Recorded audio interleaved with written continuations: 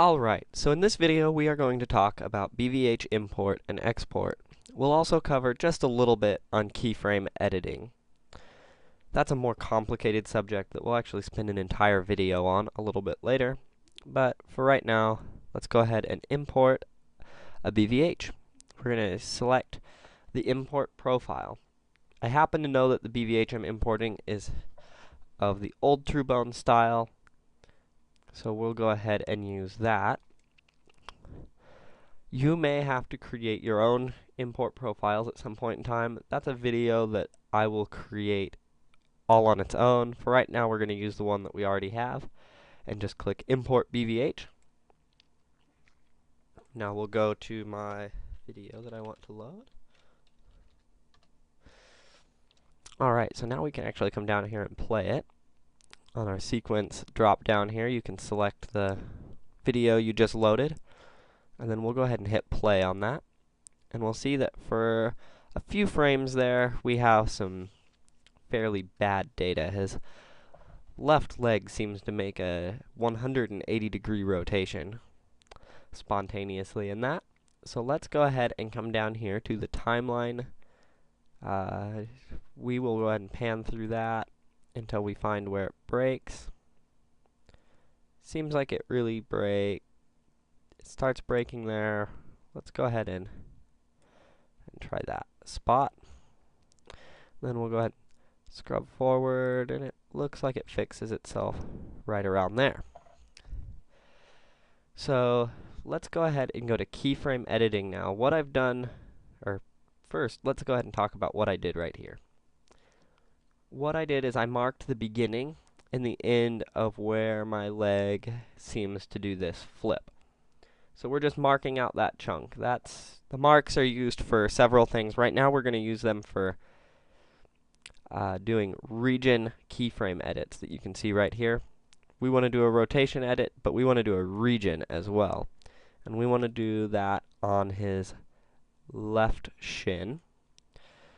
What region means is that it's going to just change that value by however much we give it here for that entire chunk of the video that we want to edit, which happens to be between 10 and 25 right now. It could be the entire clip if we just put the values of 0 and 1 in these top two bars, or it can be any amount of it. Just depends on what you need to change. So we're going to do an X rotation, because you can see here that it is rotated on the X axis of his body. So let's go into the X. We're going to do a 180-degree rotation.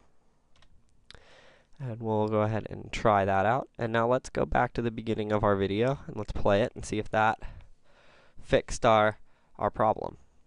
Yep, looks like his leg is now doing what we want it to do. Sometimes this process is sort of a trial and error sort of thing, but I happened to get it on the first go this time. So now we'll go ahead and export this new BVH, since we have fixed that bit. We're going to go ahead and export again under the old TrueBones. You can actually export under any of your profiles, but we'll use the same one we loaded with. Now we'll just hit Export BVH. And that brings us back to this. We'll type in the name that we want for our video. I'll just make that number 2. And we'll hit save here. So that is the basics of importing and exporting. We've got a few other commands here that we'll go ahead and talk about briefly. We've got this BVH directive DSQ. This will actually just convert an entire folder or directory filled with BVHs into DSQs. DSQs are the format that Ecstasy Motion actually uses. So if you hit save up here, you would save your animation as a DSQ. So we can actually just convert a whole bunch of them without having to watch them. We can also export our as many of these DSQs as we want into BVH. So those are some important buttons there.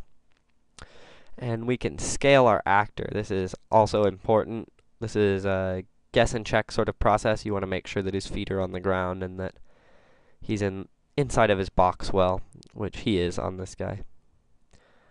And that's sort of the basics of it. We'll cover some of these other features in more detail when we're actually creating our own BVH profile in a later video. So that concludes this.